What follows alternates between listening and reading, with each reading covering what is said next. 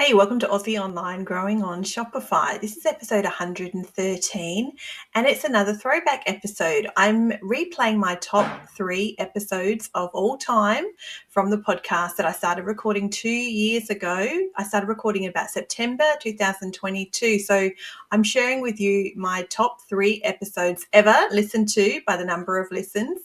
And today's episode is episode 94. So it was only from sort of around 6 months ago, this episode, or not even 6 months ago, and it's called Website Traffic. Get more website traffic. And it's any wonder this is one of my top 3 ever listened to episodes.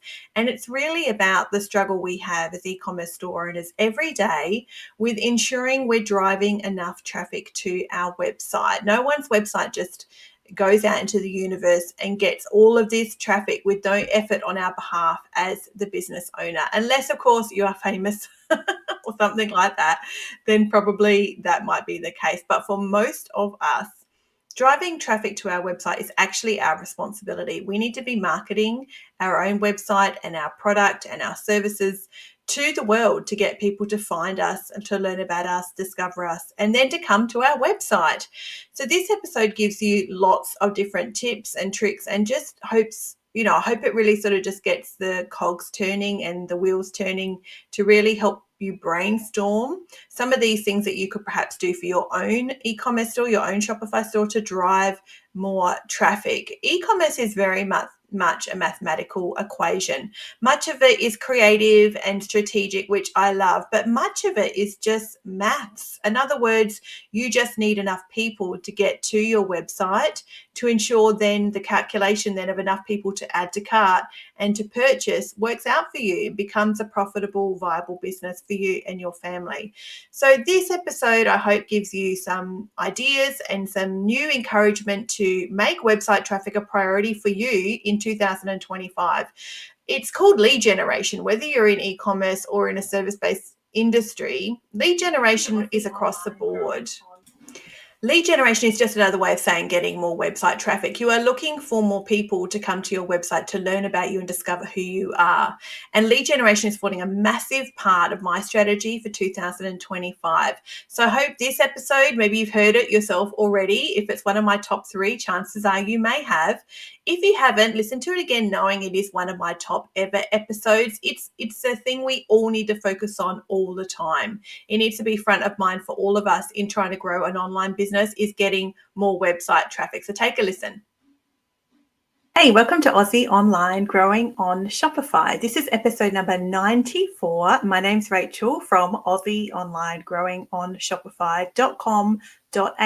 And today's episode is about getting more traffic. Specifically, I want to talk about getting more traffic to your online store. So maybe you sell products, services, both. Maybe you sell physical products or printables, but if you need more traffic, I want to speak about that today. And sometimes in the world of online business and e-commerce, we can get quite caught up in optimizing a conversion rate or a landing page or a sales funnel, when sometimes what the issue is actually that we need more traffic. It's how many people who come to our website who then maybe add to cart or initiate checkout and then purchase in an e-commerce scenario. So if you feel like maybe your conversion rate is the problem or you just need more sales, maybe it's a traffic problem. I'd encourage you to consider or to go back and look at your Shopify dashboard or whatever online platform you have dashboard and see how many sessions you've had in the last 30 days or the last 90 days or this year and compare it to the same time last year. And perhaps it's a traffic problem because if your conversion rate is 1%, you actually need 100 people to even get to your website to get one sale. That's quite sad. Sometimes I think you can maybe see lots of gurus and experts online who have crazy sales and crazy conversion rates. But if you step back and think about what's usual, a 1% conversion rate is not bad. And that actually means you need 100 people or 100 sessions to your website every day just for one sale a day. And that's a lot more traffic than people imagine. I think it's a lot more traffic than what you might initially expect, or maybe what you think about when you start a business as to how much traffic you need to expect a sale or a bunch of sales. And then do you even know you need to drive that traffic for yourself? Do you know we are responsible as small business owners to drive that traffic for ourselves, to go and find that traffic for ourselves? And there's many ways you can get more traffic. I'm going to share heaps of them with you today. I'm going to race through them because I don't want to take up forever in this episode. I'm going to record a second episode straight off the back of this one about something else. So I'm going to race through these ideas, and they're just ideas. I hope they inspire a bit of inspiration, like give you some ideas or some thoughts or things you might want to try. So maybe email this episode to yourself, save it so you can come back to it later. And we're going to go through a few different categories of traffic. It's like a leaky bucket. If you're going to fill the bucket with traffic, you want to make sure you've got the holes plugged, you're piling in as you possibly can. So for example, some things on the back set first, or you should look into at the same time as getting more traffic. You should have things in the back end like a website pop-up, an email sign up, an email flow or series, and you should have some Facebook retargeting ads. You need to be able to make the most of this traffic you're going to be trying to generate, so that you are not just reaching a heap of people for the first time and never again. People who come back to our website often and in a short period of time are more likely to buy. So if you can get somebody to come back 2 or 3 times over a couple of weeks, they're far more likely to buy than somebody you've reached out to once and then never reached out to them or never found them again. Somebody can get back to your website like 2 or 3 times in 2 or 3 days is definitely more likely to purchase. So there are many theories and ways of doing that so you haven't got a leaky bucket. If you haven't listened to my episode number 92, I highly encourage you to go back and listen to it after this. It's number 92. It's called My Steady Growth Umbrella Strategy. That dovetails really well with this episode. When you're evaluating this traffic, because not all traffic is created equal, Google Analytics, to see how long these people were on your website for, to kind of give you an idea of whether the traffic you are acquiring is good or if it's really junky traffic. I like to look at how long users were on the website, whether they viewed content as far as Meta or Facebook ad goes, or your engaged sessions on Google Analytics, and how long people spent based on where the traffic came from. It's always a good way to measure it. SEO, content marketing, social media marketing, and email marketing. SEO, content marketing, social media marketing, email marketing. They're the 4 categories I want to look at here about how you can get more traffic to your website. This is a bit of a brainstorm. Take some of these ideas for yourself and save them and maybe try them and come back to them later and see if you've got kind of all these bases covered, or if you really need to plug the leaky bucket and look at one of these categories you might be neglecting. Let's look first at search engine optimization. Are you doing things on your website like making sure all of your headers are used? Are you using the default heading settings in your product description like H1, H2, H3? Use a few of those around the place. Are you adding alt text to your images? Are you using meta description? So at the bottom on an SEO Shopify product page, edit the SEO down there and bulk out the description, bulk out the title to include some really common sense keywords for your customers. So are you doing some of that basic SEO work? Because that does equal traffic. I know it doesn't feel like it because you're not paying for it in the moment. SEO as a category is a slow burn. Know that up front, and then you won't get discouraged about doing the work. That you will see results from SEO work months down the track and not days or hours down the track like you will with paid traffic. Improve your site speed. This sometimes has something to do with the theme you might be using. I used a theme for a couple of years that was cutting edge at the time. That's not true. It was everywhere in e-commerce at the time. But then over time, I noticed that it was really messing with my site speed, and I didn't know if I needed to optimize my images or I needed to do other work. So I got page speed on my website, played around with that, and then I changed my theme, and that made all the difference. I went to one of the default themes. I trust you're finding value in this episode. This podcast is all about sharing the wins and behind the scenes challenges that come with growing an online business in Australia. Whether you're a business owner who's ready to step up your marketing game, or you're tired of doing everything DIY with mixed results, you're in the right place. Let's talk about what it really takes to build trust, boost visibility, and create a sustainable business. If you're a small Aussie business looking for marketing support on a project-by-project basis, you can find me at Aussie Online, growing on Shopify.com.au, where you can book yourself a free discovery call. It'll only be 25 minutes and you can put it straight in my calendar. I've spent over $100,000 in the last few years on Meta, learning and growing and building several brands. If you found the Facebook and Instagram advertising world a little overwhelming, I encourage you to reach out to me for some specific support that's tailored towards your business goals. Without the crazy high retainer price and lack of transparency you may have experienced with an agency. And if you're not sure if you're ready yet to book your free discovery call, no worries. I have dozens of episodes you can go back and listen to for you or your staff to implement some marketing tactics and tricks and strategies DIY in your business to get you more discoverability online. Head to Aussie Online, growingonshopify.com.au. You'll find all my episodes there, plus any free resources that I have. I also post them there too. Hit subscribe and let's grow together. Now back to the episode. Shopify, I didn't have any fancy theme. It's a standard theme that Shopify has included for free, and my site speed went through the roof. So that really solved the problem of site speed for me, just by changing the theme. Not that you should go ahead and change your theme, but of course faster will mean that a user is going to stay there longer rather than bouncing. So that will be better for your traffic. Are you backlinking to your own products even? In your blog posts, are you linking back to your product collection and specific products? Are you collaborating to get links from other places? Do you have links to your products or your website like around the internet? That can really be a bit of a black hole. You feel like you just listed in all these directories. But all of these different places can make a difference. I should say do make a difference. This is just a list of ideas. But maybe you want to add some backlinks. You want to link to your products, to your website, in other places around the internet.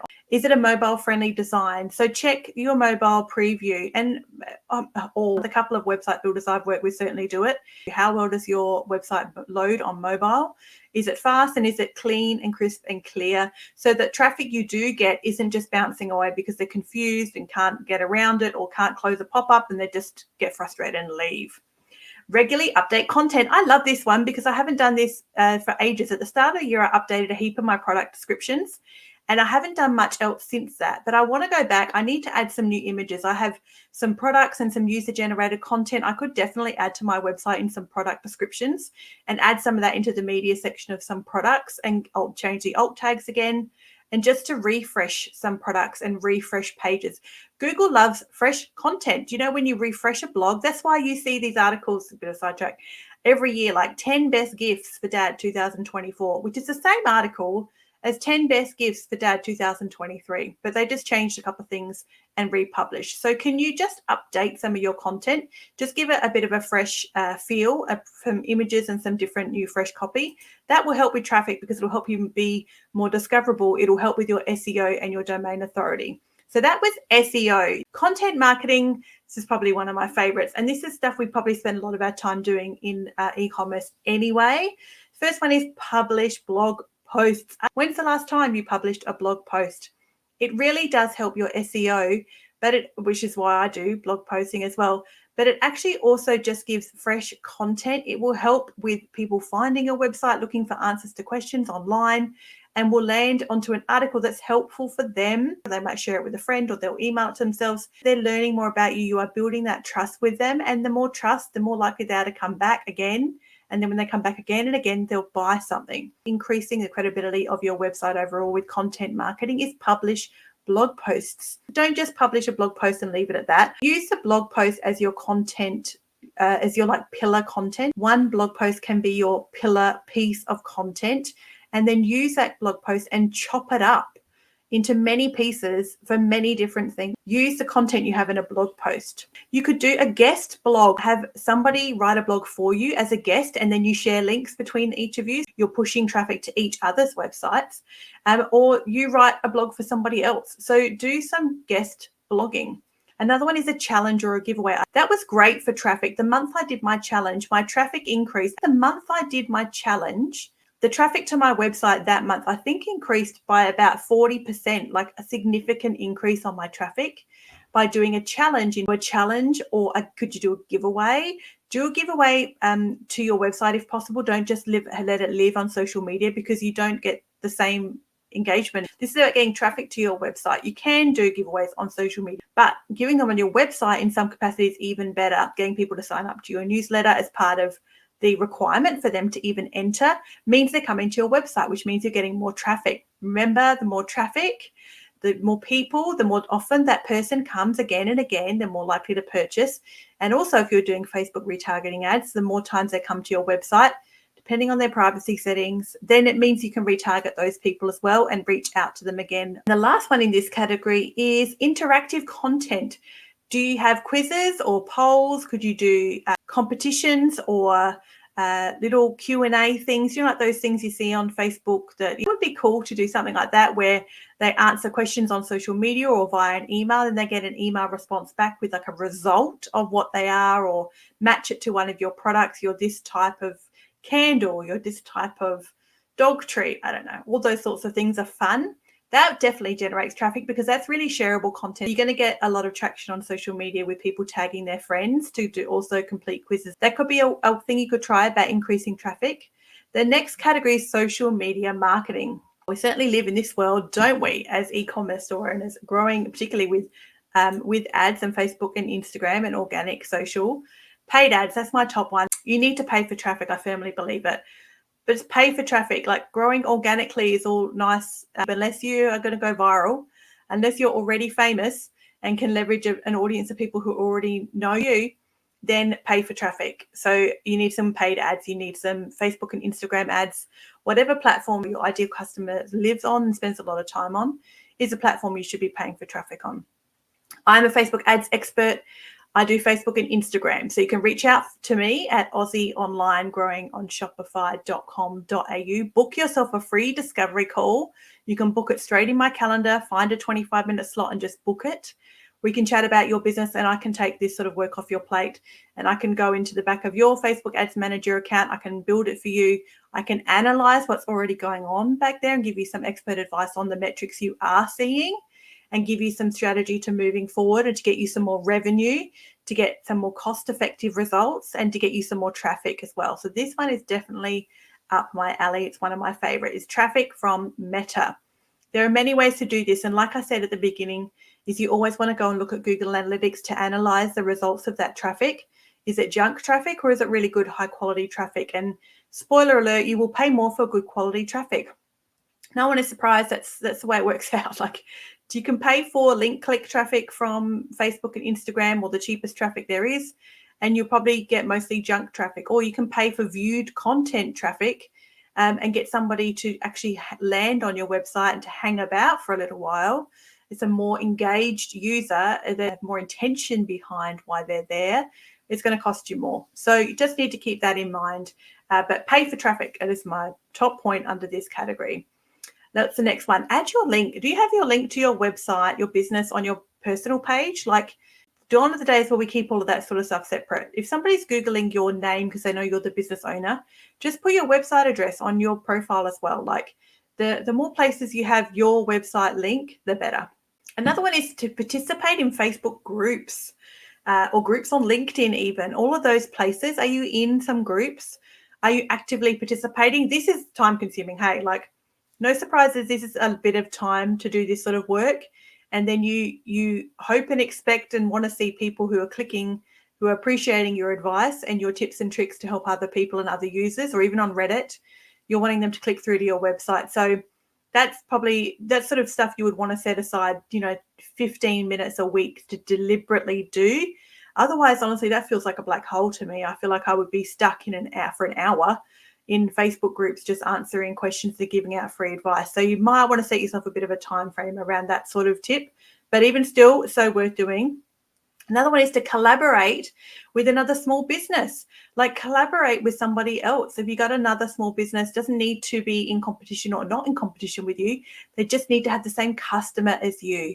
So you both sell dog treats or animal treats or candles, but what type of thing does that person also shop for? Like, hello, I love candles and I love dog treats because, I have a dog. I don't have a dog anymore. I have a cat. But treats, like, I buy from dog treat places because they often have cat-friendly treats. So I'm a cat lover, but I shop at a dog treat place. So not all cat people hate dogs, and not all dog people hate cats. So you just need the same type of person. Doesn't matter if the competition is there or not. The type of person is important. So I'm not going to collaborate with somebody who sells fishing gear That'd be the worst idea ever for my business. My customers aren't interested in fishing either, so I wouldn't want to swap those sorts of time and energy and expertise between the two of us. So it just has to make sense for your business. Make sure you're using organic social and you're using your website. So you don't have to add your website link to every social media post, but I definitely add it to a lot.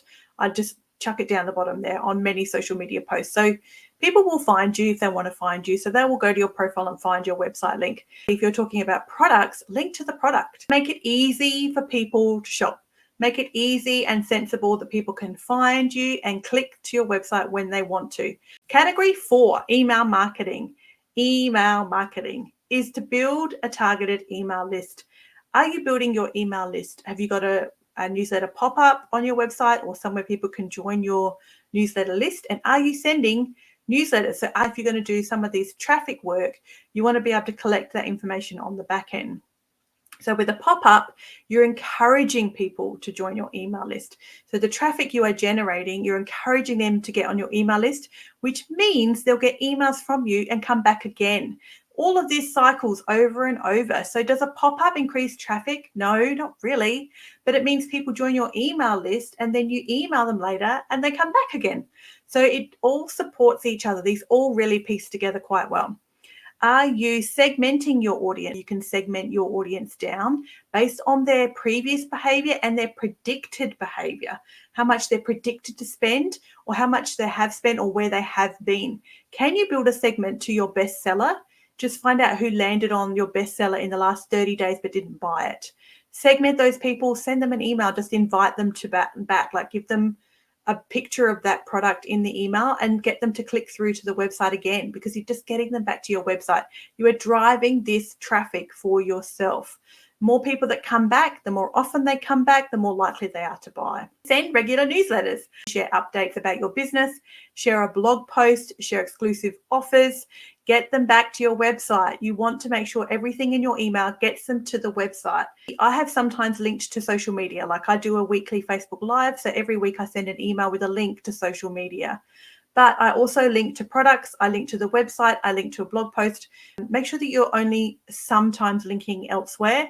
Most of the time your email should be linking back to you to get the traffic back to your website. Can you host things on your website instead of elsewhere? If you've got a PDF that you give away, can you upload it into the content section of Shopify under files and then pull the link and add it to a blog post so that they get the PDF on your website, not on Canva, not on Google Drive or OneDrive? Can they get it from your website, because you want them back to your website? Getting more traffic, people, it's what we're trying to do. More people back to your website more often. So anything you want to share, can you have it housed on your website? A sign-up form, a quiz, a questionnaire, a PDF on your website. Don't house it somewhere else in the internet. That's my favorite tip, probably under email marketing, because you should be sending emails anyway. It's very important. Try and keep as much content as possible housed on your website. Do you have email flows set up so that customers are automatically getting emails from you on a periodic basis based on how they sort of interacted with your brand or where they came from? Are they getting a couple of automated emails as part of a flow? So you set it up once and then you don't have to do anything with it. It just happens automatically behind the scenes. The last one is to use call to actions on your emails. Shop now, buy now, browse now. What's your favorite color? Check if it's available. Has it sold out? Pick your size. Use buttons as call to actions. Make sure they're clear and you use a few of them in an email, not one at the bottom. You want one near the top and one at the bottom, sometimes one in the middle. Just give people plenty of opportunity to click through to your website if they want to. That's my last tip. Man, I did race through all of those. I was trying to get it under 25 minutes and I'm pretty close, so I will wrap it up. So they are my 4 categories for getting more traffic. Remember, you are the business owner. We are responsible for driving this traffic ourselves. It doesn't just come from anywhere. And go back and then analyze the type of traffic you are driving, particularly if you're paying for it, because you can probably more accurately see where it's coming from if you've got an email and Facebook and things, and just see how long these people are hanging around for, and then develop ways of retargeting those people with emails and segmented emails, again on social media organically, or through paid advertising through retargeting ads. Please reach out to me at my website. I'd love to hear from you. Tell me all about your business, what your bottleneck is in your marketing at the moment that I can take off your plate. We can chat all about it. Book yourself a free discovery call at Aussie Online Growing on Shopify.com.au, and I'll see you guys next time. As always, keep learning.